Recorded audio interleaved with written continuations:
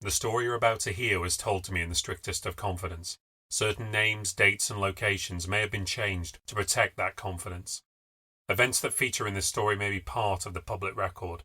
If you believe you recognize any of the people, places, or events that feature in this story, I ask you not to reveal any information publicly, out of respect for the subject's right to remain anonymous.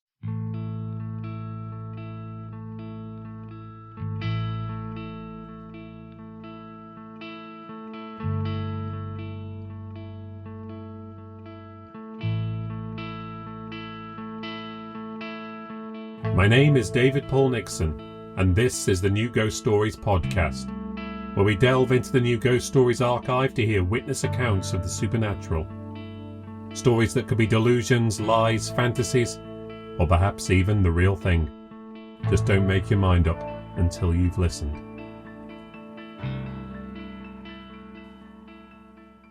Skepticism is essential in days like these. We need critical tools to help us navigate a world of weaponized disinformation, where lies are easily monetized and polarized political tribes prioritize loyalty over an objective view of truth. But skepticism can also be a barrier. It can provide a lens of judgment through which we may be too cautious to share our real thoughts and feelings. We'd like to present ourselves as rational and objective, even though we know that's not how people really are. Acting as if our feelings and impulses don't exist may sometimes feel appropriate. It may make us feel like we're fitting in with a more accepted range of thought. But that can make it hard for us to really express ourselves, and in turn, it prevents us from addressing and coming to terms with how we really feel. The predominant reason that people see or experience ghosts, the most likely way that you or I would ever come across a spirit of the dead, is not because we've strayed into a sinister ruin or have got lost off the beaten track somewhere after the sun went down. It's because we've lost someone. The greatest cause of encounters with the dead is grief, the death of someone we love. Intuitively, it may seem obvious. Losing a loved one is a painful, life-changing event, something that hits us and hurts us unlike anything else. And yet you might still be surprised at just how common seeing a ghost of a deceased loved one really is. A study at the Swedish University of Göteborg found that among the elderly, 80% who had lost their partner reported experiencing a hallucination of them within a month of their passing. And in a third of those cases, they reported interacting with the deceased. They spoke with them, and they spoke back. Grief visions are not unusual. They are the norm. But the traditional view of these experiences is that they are a stumbling block on the way to recovery. Going all the way back to Freud, the psychiatric profession has considered such events to be a crutch that must be put aside, that we must sever these bonds before we can move on. Now, I have no academic or practical experience of psychology, but as an approach, that strikes me as incredibly cold. Who amongst us who has lost someone would not give anything to have that person back for just a second, to hear their voice, experience their touch, or simply just to be in their presence, whether it was real or not? When someone dies, they don't just vanish. All the habits and routines you built together with them will still draw you in. The things they owned and treasured are still there, scattered everywhere. You may even still be able to detect their scent. The dead leave so much behind. Is it any wonder that a mind reminded constantly of loss, that it would ease its distress with a comforting hallucination that eased the pain and alleviated the suffering? And if you believe in life after death, wouldn't you want a loved one, whatever remains of them, to do whatever they could to come back, to believe that your love could cross any border, to know that someone is not really gone and that they're still with you and there's a chance you'll be together again someday? Are these crutches or just a natural part of coming to terms with a loss, learning to live without someone, but knowing in some way that they'll still always be with you. I doubt that anyone who experiences a grief vision really cares whether it was real or not. When you are suffering, why wouldn't you accept the comfort of someone you loved? Isn't that what you would expect someone you love to do? The question isn't really whether these things really happen or not. It's why we don't talk about them. Why is it that we're afraid to discuss such profound moments? Why are we afraid to be so human? Grief visions raise questions that can be uncomfortable for us to address. They expose our vulnerability. They show that even the most rational of us can conjure up experiences that are tangibly real in moments of great crisis, or perhaps more profoundly, that the barrier between life and death is not so firm as many of us would suppose, that something can linger beyond death, something that exists outside our knowledge of physics, and that someday all of us are likely to come face to face with it. It's much easier for those unaffected to try to move things on or draw firm lines about what is real and what is not. It provides protection from ambiguity. Better to play rational and stay quiet and to avoid messy emotions and difficult existential questions. Despite their commonality, stories relating to grief are relatively uncommon in the New Ghost Stories archive. If I had to guess why, it's because unlike so many supernatural experiences, these grief visions are mostly positive. They provide comfort in a difficult time. They're also intimate, an experience people are less inclined to share with a stranger. The stories that involve grief in my archive tend to be stories that are much darker. Human relationships are complicated. Sometimes they can be abusive. And when they come to an end, the fallout is very different, the grief much more complicated and potentially destructive. Today's story is about an abusive relationship and the shadow that it can cast over someone, and how even when it's over, it's hard to simply just walk away. It's also a story about men and the clumsy ways that they show affection for each other and try to look after each other in times of crisis. So as with last month's story, you will encounter some outdated attitudes, although with less foul language than in the previous story. We can only speculate how things might have turned out differently had the people involved been more able to talk more directly about their problems and experiences. But that's always easier to judge in hindsight, and it would certainly have been hard to predict that things would escalate in the way that they did. This is case number 167, and it's called The Wife, and you can hear it in full after these messages. Before we begin, I'd just like to ask a little favour. If you listen to the show on Apple Podcasts, I'd really appreciate it if you could take a moment to rate and review the show. It really helps people to find the podcast, and that in turn makes it easier to produce more episodes in the future. Thank you. And now, onto the story. I've known Greg my whole life. We lost touch after college when I went to work in Manchester. When I was back down visiting Mum and Dad, I'd see him around, bump into him down the pub and so on. I don't want to speak ill, but he was always a wuss. He was a wimp when he was a kid, and he was a wimp when he grew up. He was a nice guy, don't get me wrong, I like Greg. But we weren't close at school because you just wouldn't hang around with a square like him. Always had a note from his mum to get out of games, you know the type of kid. Later when you're grown up it's different, and even though he was still kinda the same, we became mates. He was easy to get on with. When I moved back, he'd started hanging around with some of my old friends and I got to know him too. Greg had a problem, and that was his missus. I'd heard he was with someone, and when I bumped into him just before I moved back, he said he was engaged. Then a few months later I bumped into him again, and she was there. Thought she was pregnant. Later, when I was talking to my mate Ed, who we both went to school with, he said she was just a big girl. Each to their own, she was sort of pretty in a way.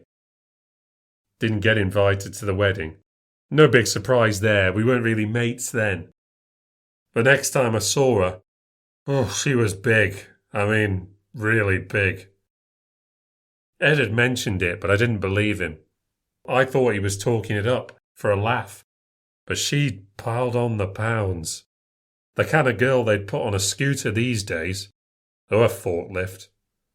I mean, joking aside, she wasn't a well woman, and not a nice woman either. First time I met her, she barely said a word. As shy a thing as you could imagine. You wouldn't have thought she'd be any trouble. But it quickly became obvious that he was completely under her fat thumb. He was taking her orders. She didn't go to work, she stayed at home. Now that'd be okay if she was looking after kids, but they didn't have any. Can't remember what job she used to have, but she didn't work anymore. She was ill, but we never found out what from. There were always things wrong with her. Her back, her legs. She was depressed, she was stressed. It was one thing after another. She didn't go out much, and it was Greg's job to look after her, to provide for her, to be at her beck and call all day long. If he was out, she'd call him and summon him home. He could be out with us having a drink, and she'd call him up and he'd have to run off home to her. Otherwise he'd have to be back before 10. Yeah, he had a home time. 37 years old, and he had a home time. I mean, it was just something you got used to. We never really talked about it, not while Greg was there anyway. When he went off home, you knew why and you said goodbye like it was normal. We knew why he was going, and he knew that we knew, and he was probably glad we didn't bring it up. It wasn't really our business to say anything. We all felt sorry for him. It was pathetic, but that's how it was. I mean, his choices. He never really had a backbone. The only time he ever saw him stand up for himself was, ironically, when someone had a go at her. I mean, we sometimes would make occasional fat jokes about it. One time Ed said one, and he was drunk and he forgot Greg was there. He said she was so big she had her own postcode. Greg was livid and started to go on about how she was unwell and needed looking after, and how the council wouldn't help and how the NHS were useless. He was defending her. She was running his life and making him miserable, and he was defending her. It was ridiculous. It made no sense. I mean, she hated us. She never had us over. We had Greg over, but she never came. Not to a barbecue or for dinner or anything. If we saw them together in the street, she'd basically ignore us. She'd check her phone or do something else like carry on shopping. She was just rude. He used to cancel on us a lot because of her.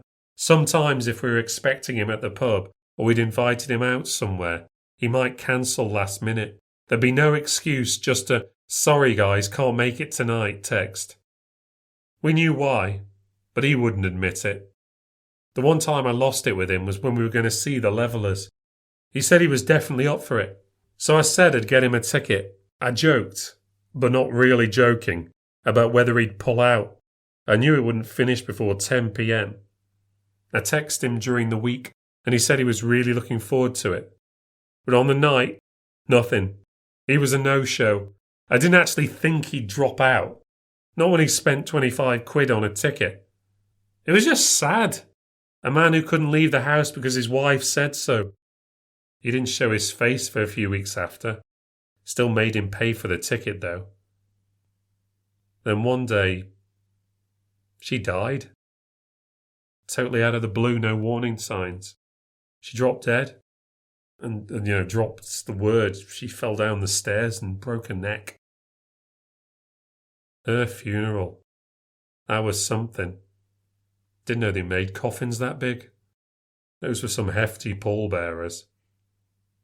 It's amazing we got through that one. We had a few drinks and none of us made a joke all day. Wasn't easy. He was really upset and we did our best. We could see he was broken up. But we were thinking, he's finally free. He can move on and meet someone nice. He didn't have to put up with her anymore. Seemed like it was a new beginning for him. We had to still pretend we were sorry she was gone, but we were also trying to be positive, sneak in the odd silver lining, like the fact he could stay out late if he wanted to. But he didn't ever want to. He still kept going at 10, and we didn't say anything about it, just as we did before. Force of habit, we thought. But as the weeks went on, the old habit didn't go away. So one night, Alf says to him, "Greg, you don't have to go early. Stay, live a little." This was a Friday. He didn't have to get up for work, so he twisted his arm, said we'd get a curry. Why not come along? He didn't really want to. We seemed to talk him into it, but he was checking his phone as it got close to 10. He waits until we're on the quiz machine, then slips out and heads off. It was weird. You'd think he'd be trying to make the best of it. We were trying to keep an eye out for him. We wanted to make sure he didn't, top himself or do something stupid. We used to call on him a lot and invite him around to our places. But sometimes he might still cancel on you last minute and with no real excuse. He'd have a headache or stomachache or something that obviously wasn't true. We were talking, me and Ed said he'd called on Greg and found out he still had all her things there. He hadn't got rid of any of her stuff. We talked to her about it later, and we offered to help him sort the stuff out. He says he should, but he just hasn't got round to it. We push him a little, force him to name a date. It's not good to be stuck in the past. He needs to move on. We go to his the next Saturday. When we show up, he's uncomfortable and fidgety, and then when he's making us a cuppa, he just breaks down, says he's not ready for it yet. He can't do it today, it's too much for him. So we take him out and give him a few drinks, play some snooker. We try to take his mind off it, and he's okay for a while. But we say to him, he can't wait forever. We're going to come by next Saturday. He needs to be ready for it. He just nods, doesn't say much, but agrees to it. By next Saturday, Ed has got a cold and leaves it to me. Cheers, mate. I go over and Greg's nervous and fidgety again. But this time, rather than try to put it off, he says he'd rather do it himself. She wouldn't like it if other people were touching her things. I know what he's doing, so I tell him he can't put it off. I got better things to do with my Saturdays. We're going to do this today. To show him I'm serious, I get out of my chair and head for the stairs. He grabs me and shouts, "No, you can't! You can't go up there!" He's frantic. He's desperate. He's trying to block my way, and I'm just about to say something to him. But then I hear the floor creak above us. "You've got someone up there," I say to him. And he looks away from me, embarrassed. "That's great, Greg. You don't need to be shy about that. It's great you've found someone." "No, you don't understand," he shouts. He's sweating, he's trembling. Then he whispers, "She's not dead." The second he says it, he puts both hands over his mouth and backs off, like not even he can believe what he's just said. I think he's cracked. "What are you talking about?" "You need to leave," he says. "I'll be fine, but you need to go." "Greg, I'm not going." "Please, just leave." "I don't know what I'm saying. I'll be fine. I just need you to go." I look upstairs. I did hear the floor creak, but that could just be the house. Hell, it must be. "Greg, your wife's dead. You know that, right? We had the funeral, remember?" "I remember," he says. Tears fall down his face. "She died, but..." He looks up the stairs, like he's looking up at her, looking for advice. "She's not there, Greg." I decide I'm going up there. "I'll show you." "No, wait!" he shouts.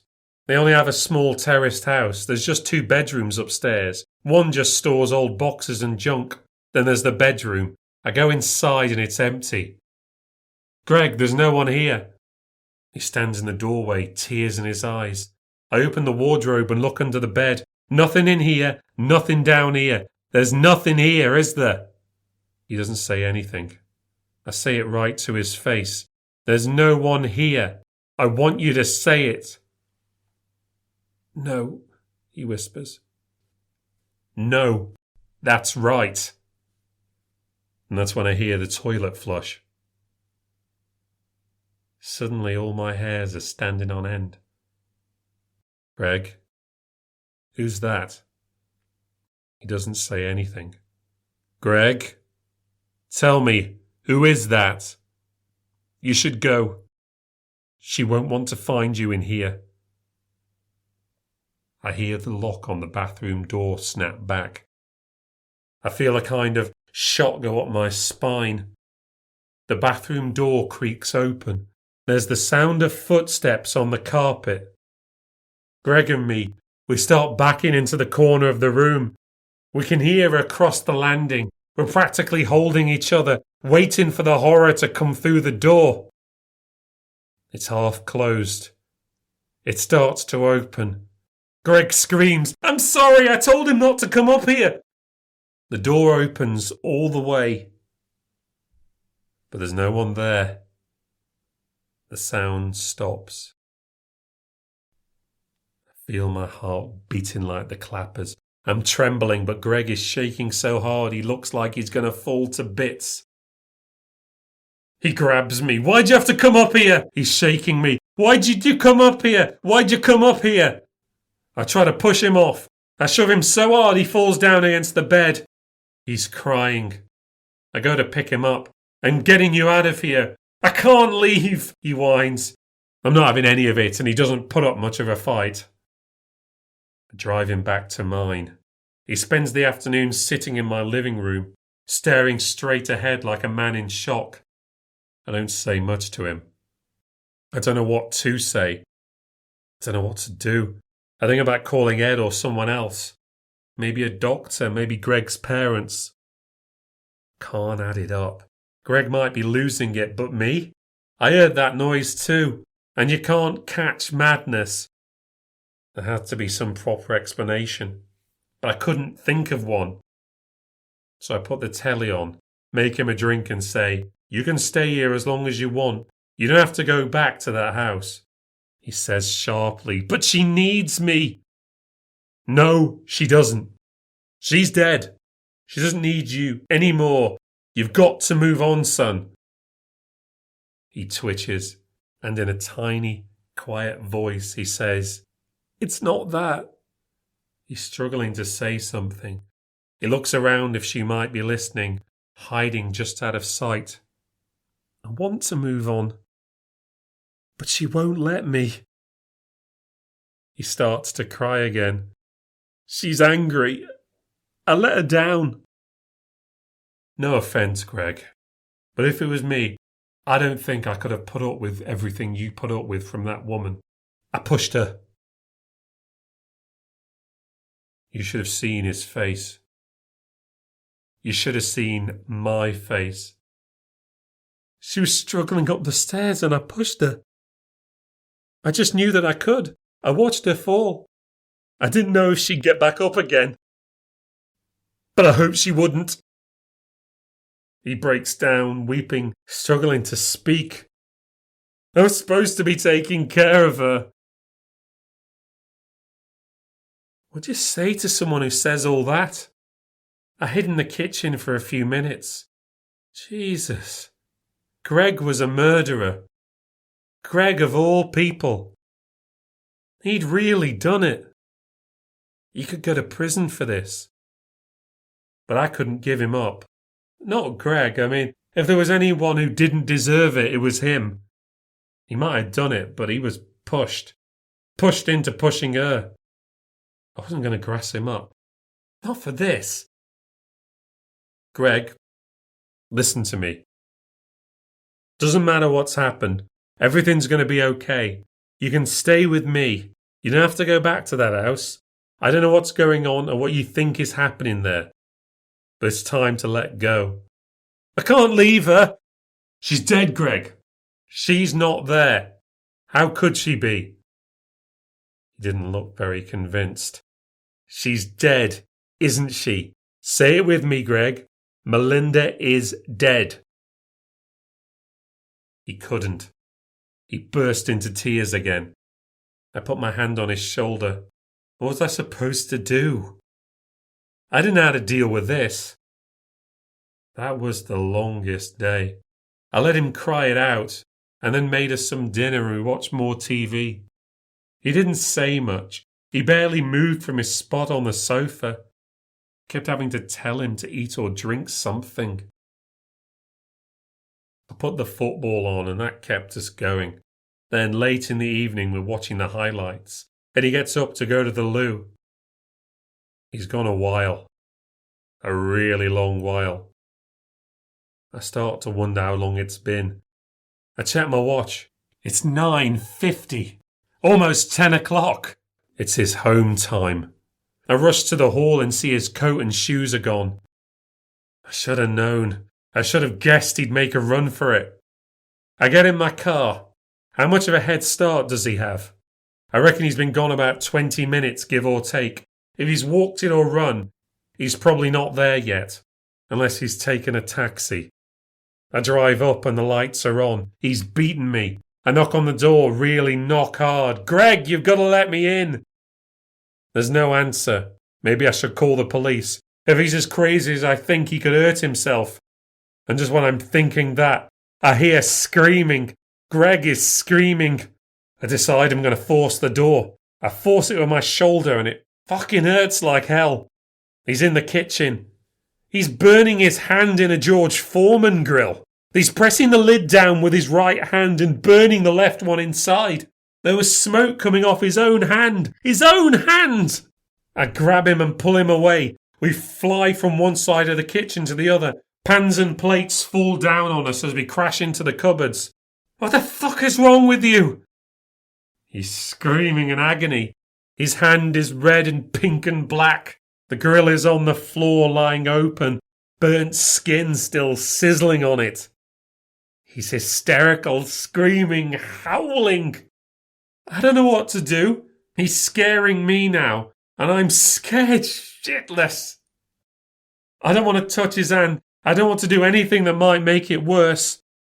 I get out my phone to call an ambulance. I start to dial. I turn my back on him for like 2 seconds. Just when my phone starts to ring, I hear him walking on broken plates. He brains me with a frying pan. I drop my phone, I fall forwards. My phone slides into the hallway. I try to call after it, but I don't get far. He cries out. I brace myself. The second hit knocks me out.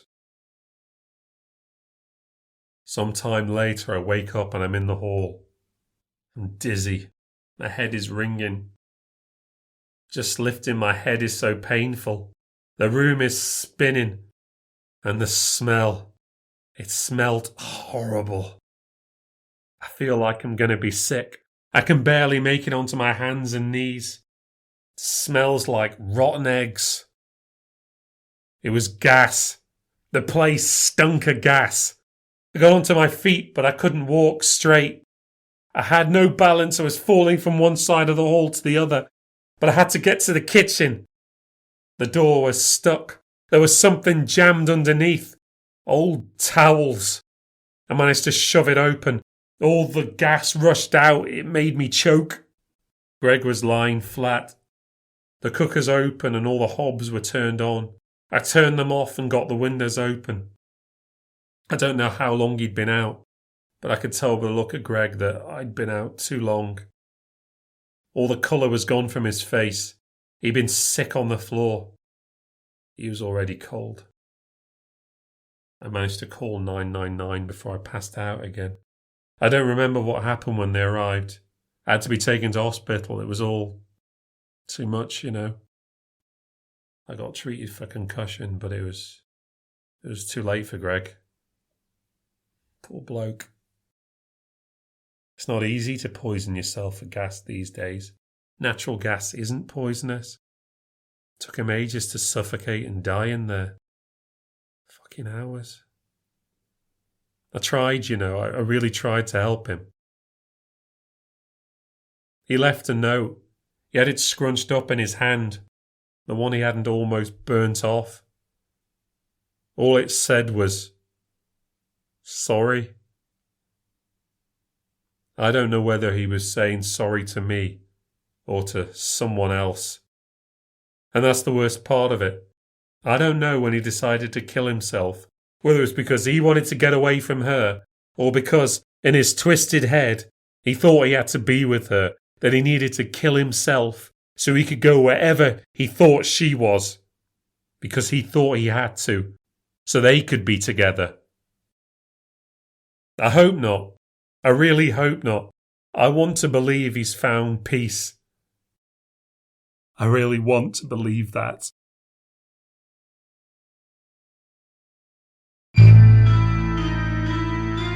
Thank you for listening to the New Ghost Stories podcast. If you've enjoyed listening to the podcast, please consider becoming a patron by visiting patreon.com/newghoststories. You can also support the podcast by liking or leaving a review on any platform and subscribing to hear future releases.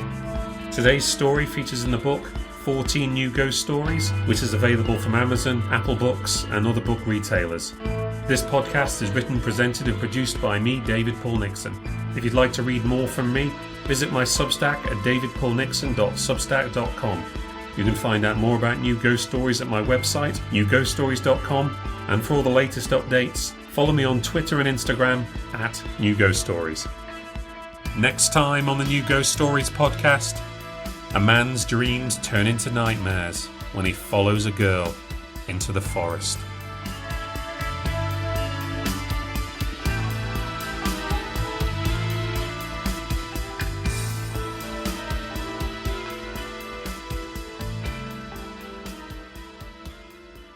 The New Ghost Stories podcast is supported by Horrified, the website that celebrates and champions British horror, covering films, television, books, fiction and more. You can visit Horrified at horrifiedmagazine.co.uk and find them on Twitter, Facebook and Instagram at HorrifiedMag.